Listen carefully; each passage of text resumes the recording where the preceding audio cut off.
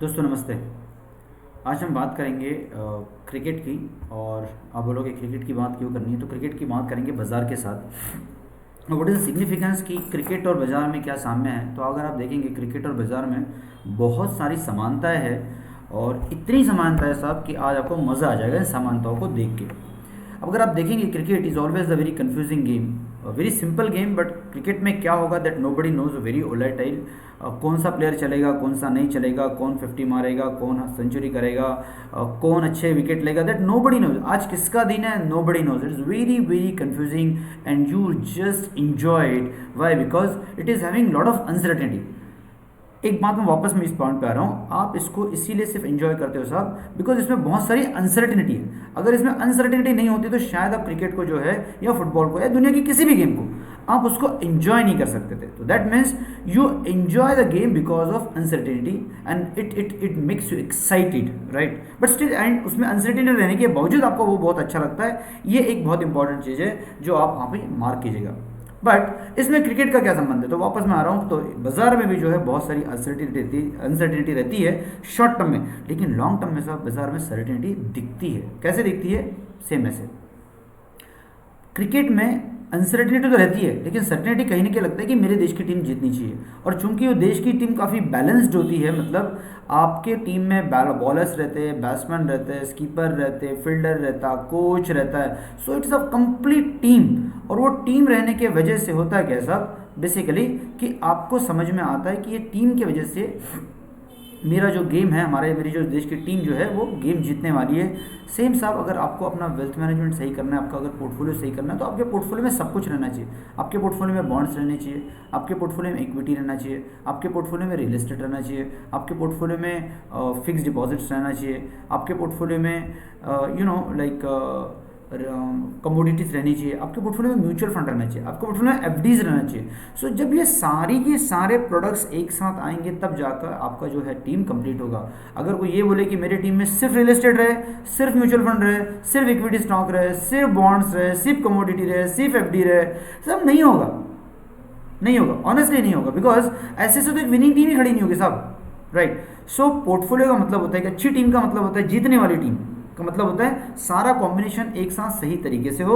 Same अच्छे portfolio का मतलब होता है सारे प्रोडक्ट्स एक साथ अच्छे प्रोपोर्शन में हो। That is very very important aspect. Now आपकी टीम में साहब ऐसा तो नहीं हो सकता ना कि सिर्फ you can say blue chip fund ही देंगे तो काम चलेगा, या लार्ज कैप फंड ही रहे तो काम चलेगा, या mid cap multi cap fund रहे तभी काम चलेगा, या मिड कैप फंड रहे तभी काम चलेगा, या स्मॉल कैप फंड रहे तभी काम चलेगा। नहीं होगा। You should have the combination of blue chip. हमेशा डिपेंडेबल रहता है, पता होता है कि ब्लू चिप फंड जो है ये अपने को एक सजेस्टेबल सस्टेनेबल रिटर्न देने वाला है, एक कंफर्टेबल जिसकी गारंटी होती है, जिसमें कॉन्फिडेंस होता है कि नहीं यार ये बंदा तो अपने रन निकाल ही लेगा, ये तो मुझे रन जो है निकाल के देगा। एक आध बार जो है वो मिस कर जा सकता है, लेकिन सर्टिनिटी ज़्यादा होती है और स्टेबिलिटी ज़्यादा होती है। सेम ब्लू चिप और लार्ज कैप जो फंड्स होते हैं इसमें सर्टिनिटी और स्टेबिलिटी ज़्यादा होती है। ये कंपनियां चलेंगी, इसमें से रिटर्न आएगा, इनका जो प्रॉफिट है वो मेरे पोर्टफोलियो में आएगा, इसकी क्लैरिटी ज़्यादा होती है। At the same time you need some multi cap funds also into your portfolio. Why multi cap funds? Because multi cap funds basically क्या ना 11th आवर पे चल जाए, हर बार जो है मल्टी डायमेंशनल ऑलराउंडर रहते हैं। उसमें स्मॉल कैप भी होता है, मिड कैप भी होता है, लार्ज कैप भी होता है, ब्लू चिप भी होता है। So these are the kind of funds जो चलते रहते हैं। सो आपको जो है वो ये देखना है, समझना है, सोचना है कि मेरा पोर्टफोलियो जो है एक बैलेंस पोर्टफोलियो ना।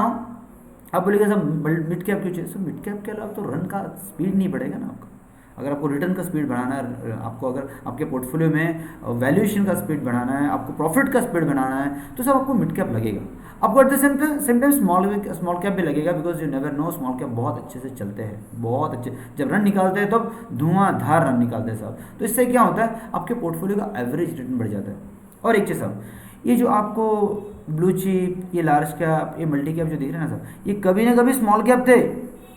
Eight one point of time ये लोग स्मॉल कैप थे, लेकिन बाद में with the due course of time, with the practice, with the consistent matches, with the winning strategies, they are become multi cap, they are become large cap, they are become blue chip, right. So ऐसा नहीं है कि small cap से small cap रहता है, आपको अच्छे small cap रखने ज़रूरी है, because with the due course of time it becomes your blue chip and large cap. No एक पॉइंट पे आते हैं, क्या ये डेट फंड मतलब बॉलर टाइप के जो लोग हैं ये रहने चाहिए कि नहीं रहने चाहिए?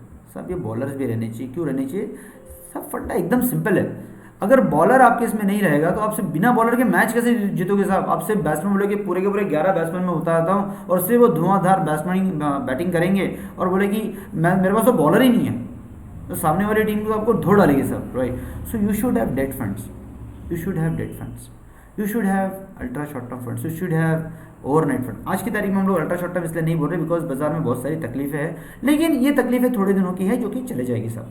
Point of discussion is that कि you have to make sure that how this debt funds has to be there into overnight funds has to be there into portfolio, you can say liquid funds has to be there into the portfolio. I am not speaking about कि आपके इस portfolio में credit risk, income, short term, dynamic bond रहने चाहिए, ठीक है? आज की तारीख में उसमें काफी वोलेटिलिटी तो आप उसको मत रखिए, लेकिन लिक्विड ओवरनाइट फंड ये बिल्कुल रखिए, पक्का रखिए, जिससे कि आपका पोर्टफोलियो एक जो है वो बैलेंस पोर्टफोलियो बने ना साहब। लेकिन एक चीज़ है, लोग बोलते हैं सब सिर्फ लमसम में पैसा डालना है क्या?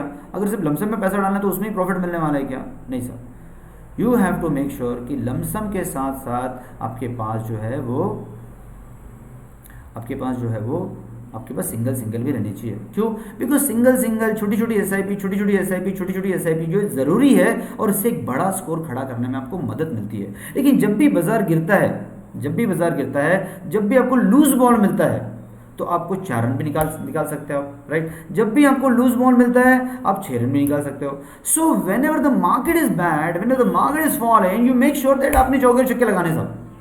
And the moment actually you going to do that, believe me, आपका जो स्कोर है that score would be amazing I am telling you. So इससे हमको सीख क्या मिलती है साहब? कि we should have the SIP in our portfolio, we should have the lump sum in our portfolio, we should use the loose ball for the better valuation, better चौके and छक्के, right? And then only probably we would be able to make amazing store. एक बहुत अच्छा study मैं बताता हूँ साहब आपको। ये स्टडी मैंने यूएस के मार्केट से ली हुई है, और यूएस का मार्केट ऐसा बोला जाता है one of the finest market in the world, right? ये सब लोग बोलते हैं one of the finest market in the world. कौन सा मार्केट है? यूएस का मार्केट है। ये स्टडी कितने साल की? सब 20 साल की। एवरेज रिटर्न आप इसमें देख लीजिए, आप एवरेज रिटर्न देख लीजिए साहब। इसमें आपका एवरेज रिटर्न बनेगा 20 साल का यूएस स्टॉक्स का एवरेज रिटर्न 8.19%। अभी तकलीफ सर 20 साल का 8.19% आपका एवरेज रिटर्न है, वो तो ठीक है, लेकिन इसके एवरेज इन्वेस्टर ने पैसे कितने कमाए साहब? तो एवरेज इन्वेस्टर ने साहब जो पैसे कमाए हैं वो कमाए सिर्फ 2.19%, only 2.19%। So point of discussion is that average return 8.19 है, लेकिन एवरेज इन्वेस्टर ने सिर्फ 2.19% कमाया। इसका मतलब क्या है साहब? कि average retail investor is always getting bad valuation. Why? Because वो तब बाजार में आता है जब जो है बाजार उफान पे रहता है, जब बाजार जो है ऊपर में रहता है, और वो तब बाजार में नहीं आते हैं जब बाजार वैल्यूएशन जो है वो सस्ता रहता है। सो प्रॉब्लम ये है साहब, आइदर बाजार यूएस का हो या इंडिया का हो या ऑस्ट्रेलिया का हो, जापान को, चीन का हो, रिटेल इन्वेस्टर हमेशा बाजार में तब आते हैं जब बाजार महंगा रहता है। मेरा आप सबसे दरख्वास्त है, आप ऐसा ना करें। जब बाजार सस्ता हो तब बाजार का रुख करें, बिकॉज तब आपको प्रॉफिटेबिलिटी जो है ज़्यादा मिलेगी। तभी ये जो एवरेज रिटर्न आपको दिख रहे हैं, या एवरेज रिटर्न की प्रॉफिटेबिलिटी आपके किटी में आएगी साहब। What is important? Average return की प्रॉफिटेबिलिटी आपके किटी में आना। अगर वो आपके किटी में नहीं आती है तो तकलीफ है साहब, ठीक है? एक बहुत इंपॉर्टेंट स्टडी और है जो मैं आपके साथ अभी शेयर करना चाहता हूँ, और वो स्टडी ये साहब कि ये सारा ठीक है, मतलब बाज़ार में ये सारी चीज़ें चलती रहेंगी, कुछ ना कुछ आती रहेंगी। अभी कोरोना आया है, इसके पहले कुछ और आया था, उसके पहले कुछ और आया था, लेकिन बाजार will going to go consistently ऊपर, because life and market is basically very very correlated with each other. अगर अब मैं इसका एक छोटा सा एग्जाम्पल उदाहरण देता हूँ, आप मान के चले कि आपका दिल धड़क रहा है, किसी का दिल धड़क रहा है, इसका मतलब क्या है? उसमें जान है। अगर मान के चलिए उसका दिल धड़कना बंद हो गया, या फिर उसके दिल की जो लाइन है जो ऊपर नीचे ऊपर नीचे ऊपर नीचे ऊपर नीचे ऊपर नीचे ऊपर नीचे होती है, अगर ये होना बंद हो गया, इसका मतलब क्या है? तो साहब अगर बाजार जो है ऊपर नीचे नहीं होगा, इसका मतलब क्या है? ऊपर नीचे होना, इसका मतलब बाजार जिंदा है। और अगर बाजार जिंदा है तो आप जिंदा आदमी के साथ पैसे लगा रहे हो साहब। अगर बाजार ने ऊपर नीचे होना बंद कर दिया तो आप किसके साथ पैसे लगाओगे, और क्या उसके साथ पैसे लगाओगे? That is very important aspect. सब एक बहुत इंटरेस्टिंग मैंने आपके लिए यहाँ पे को रिलेशन लाया है, और ये को रिलेशन क्या है कि क्या डिफ्रेंसिएशन, सिमिलैरिटी क्या है वनडे क्रिकेट मैच की और इन्वेस्टमेंट फिलोसॉफी की। सो ये सिमिलैरिटी साहब देखिए, ज़िंदगी जो है साहब वो भी ना 25 साल एजुकेशन के बाद 50 साल की लाइफ होती है, मतलब 75 साल की एवरेज लाइफ होती है। आप अगर मैच भी देखेंगे ना सब 50 साल का एवरेज मैच होता है, 50 ओवर का एवरेज मैच होता है। सब क्रिकेट एक टीम गेम है, सब इन्वेस्टमेंट भी जो है ना एक असेट एलोकेशन का टीम गेम है। It is asset allocation. अगर आपने नहीं किया तकलीफ है सर। सो जैसा क्रिकेट में टीम ज़रूरी है, पूरी वेल मैनेज टीम ज़रूरी है, वैसा इन्वेस्टमेंट में एसेट एलोकेशन जो है वेल मैनेज ज़रूरी है। एक बहुत इंपॉर्टेंट चीज़, मोर रन बिग स्कोर। आपने जितनी ज़्यादा रन बनाए उतना बड़ा आपका स्कोर होगा।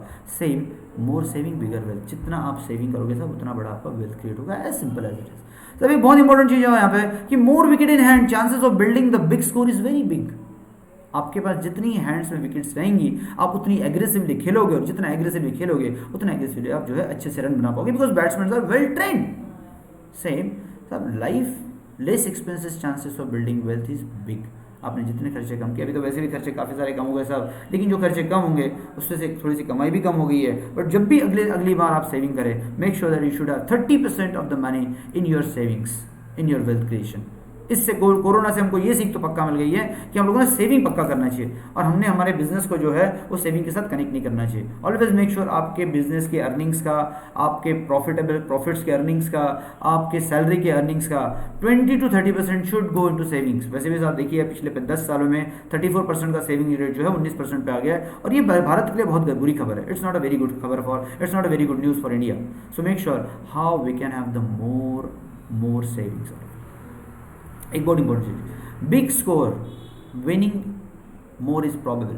Same, big score is winning is more probable. Same, and better wealth post retirement life is more probable, more better, more stronger, more finer, more enjoyable. So make sure that how you can have the big score while retirement, and that is very important and essential. With this I'm stopping here myself. I just wanted to make sure that how we can correlate the cricket match with the life, with the investment philosophy. That's it. Thank you very much for watching this entire video. Thank you.